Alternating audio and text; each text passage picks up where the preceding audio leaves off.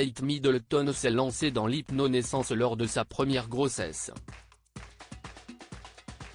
Une technique nouvelle génération qu'elle a reproduite pour ses 2 grossesses suivantes.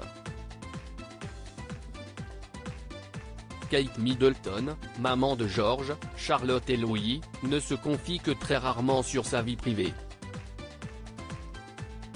Pourtant, aujourd'hui, elle a accepté de parler maternité dans un podcast britannique, Happy Mum, Happy Baby.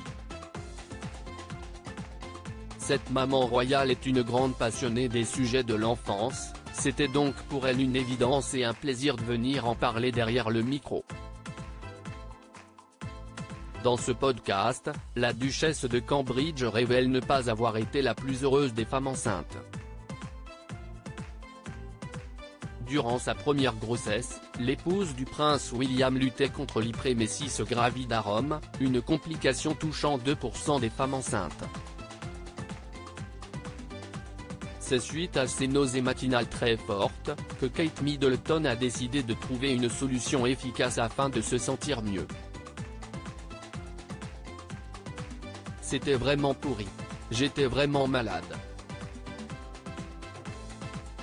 Mais c'est grâce à cette hypermèse que j'ai vraiment réalisé le pouvoir de l'esprit sur le corps et que je devais tout essayer pour essayer de m'aider.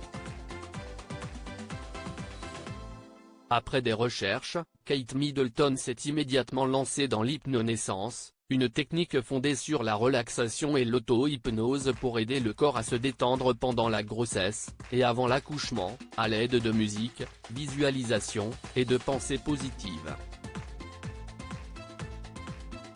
Une décision qu'elle a prise seule, sans même consulter son mari le prince William, c'est juste quelque chose que je voulais faire pour moi et j'en ai vu le pouvoir.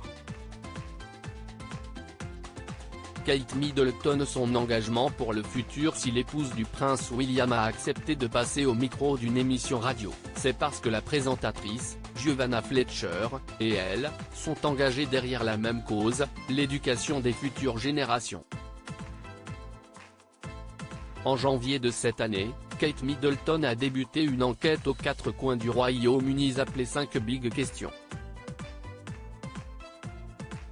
Une enquête lui tenant à cœur puisqu'elle-même est actuellement la maman de 3 enfants, âgés ou qui ont été âgés de moins de 5 ans, si l'on regarde qui s'occupe des enfants pendant la période la plus importante de leur vie, de la grossesse jusqu'à l'âge de 5 ans, on remarque qu'il s'agit des parents et des tuteurs et que ceux-ci jouent un rôle essentiel.